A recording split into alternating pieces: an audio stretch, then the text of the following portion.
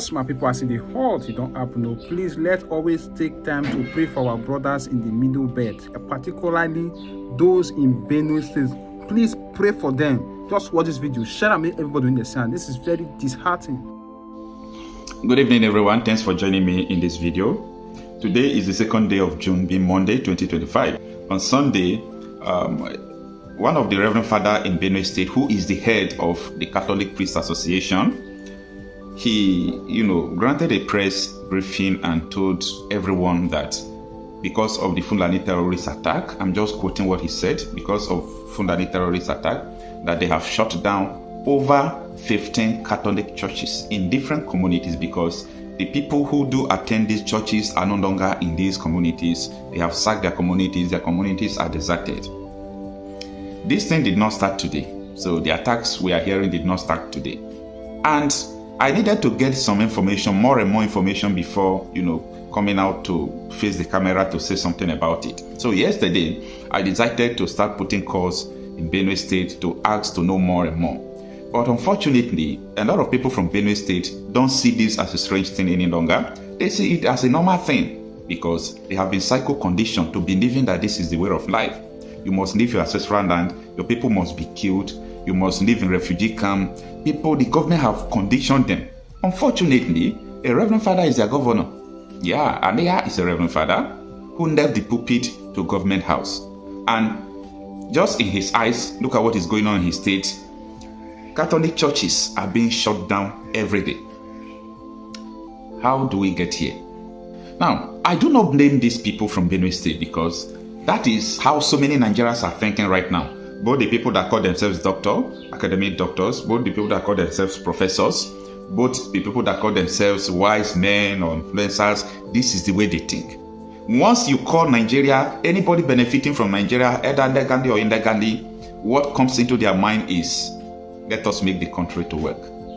Now, people who are telling you that Nigeria will work, they are not saying it because of they really want Nigeria to work. They are saying it because they don't want to close where they are eating.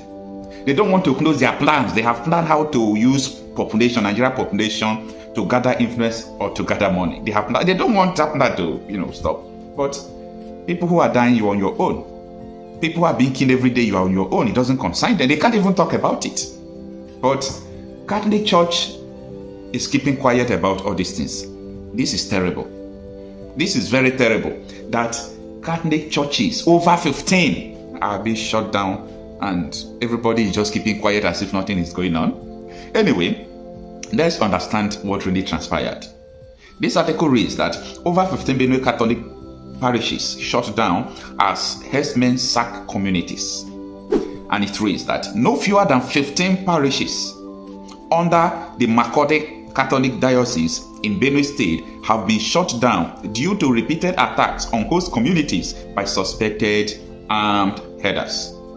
Now, Nigeria is a very funny place where people who call themselves media personality and television stations don't know their work.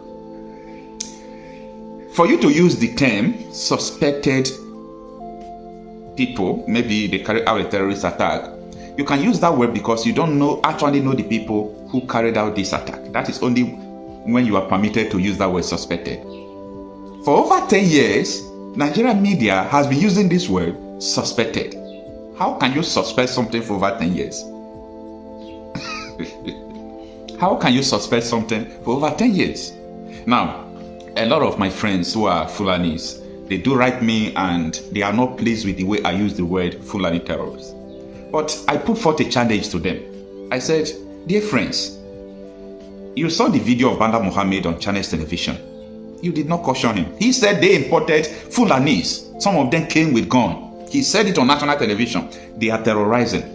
Einaya Baribe, former PDP chairman, they said Buhari, Tinubu, and all these people, APC then, that is CPC and AC, when they merged together, that they never knew that some PDP like Sariki, Dino Mande, Atiku will join them. So they thought that they needed vote and violence. They now imported Fulanis.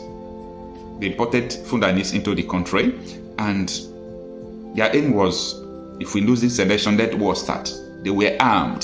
So this thing is on national television. I'm not the one saying it. So You fail to confront your governor who imported Fulanis, and he said it. Then we who are reporting the atrocities of these Fulanis, you said we should not say Fulanis. So what do you want me to say? I should say herdsmen? People who are imported, who they imported, who are not Nigerians.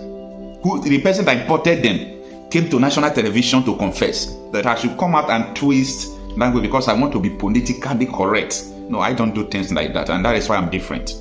I can't come out to twist it because I want to please people. Let us set the record straight.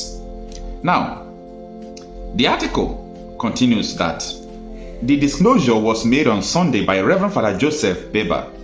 So his name is Reverend Father Joseph Beba, who is the chairman of the Nigerian Catholic Diocesan Priests Association, Makurdi Diocese. He said it during a press briefing at the Catholic Cathedral in Makurdi. Father Beba said that the affected communities, Tise, Obiam, Ahume, Jimba, Nagi Camp, Oadoana, Ndewata, and Abegana have witnessed coordinated violence in the past 2 weeks, resulting in the deaths of over 50 residents, including women and children. And he continued to say, more than 15 parishes have been shut down because their host communities have been completely displaced. In places like Jimba, Mbalon, Yawata, and Audona, both priests and parishioners have fled. He said, this is a very shameful thing. Imagine a Catholic priest fleeing, running heta-sketa when your brother priest is the Reverend Father there. What is the cost of ignorance in Nigeria? What is the cost of living in falsehood? What is the cost of all this illusion? And someone will come out tomorrow to tell you that if he becomes president that he can fix all these things. The problem of all these things is not in the power of the presidency. And when I say this, people will say, tell me now, everything stops in the table of a president. When Tinubu was telling Goodluck Jonathan, every security matter stopped at the bus stop of president, you thought that Tinubu was not ready to do anything? No, you get it wrong. But now he's the president, let him act.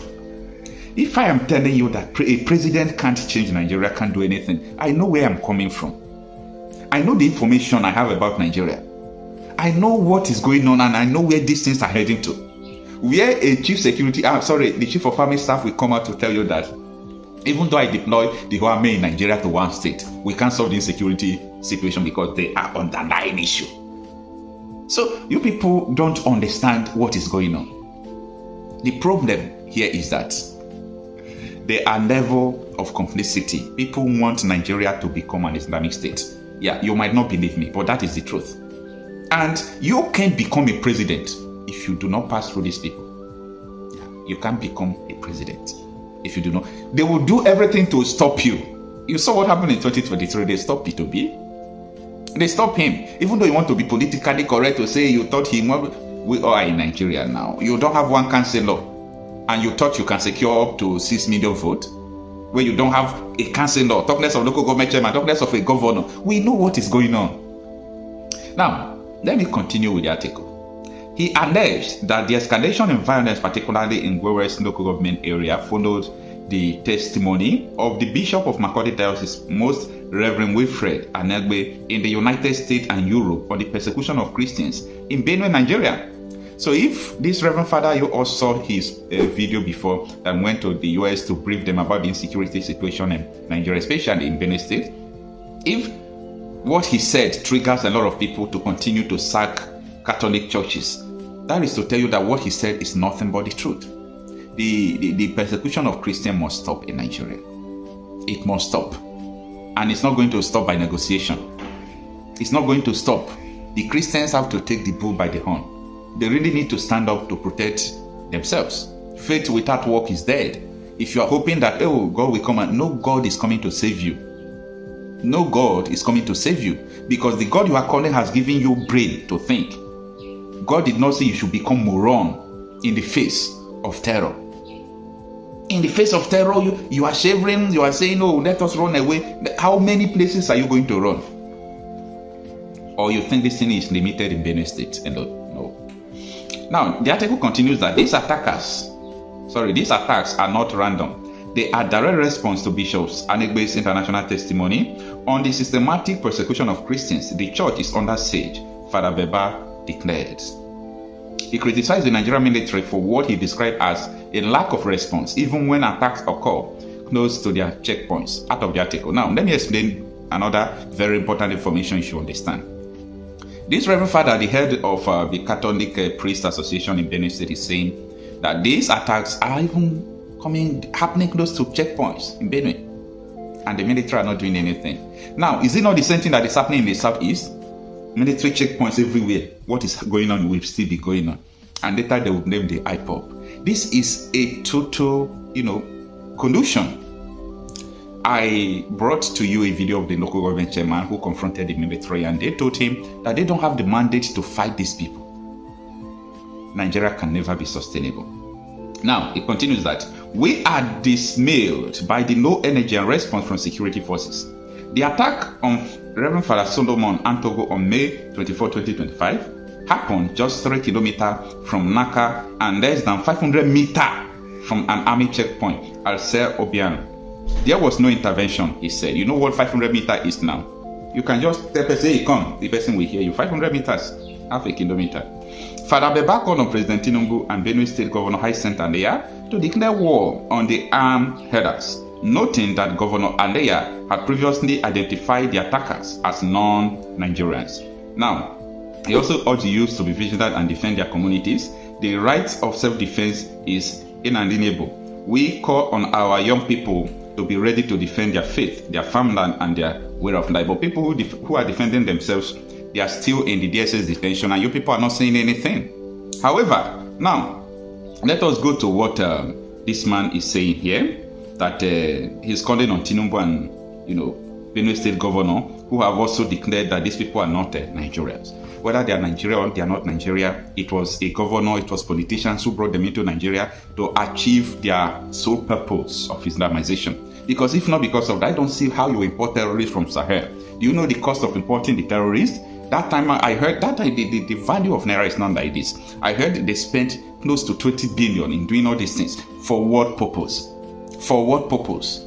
Anyway, it is what it is. We will not stop telling you the truth, because you are going to see the truth we are telling you in reality.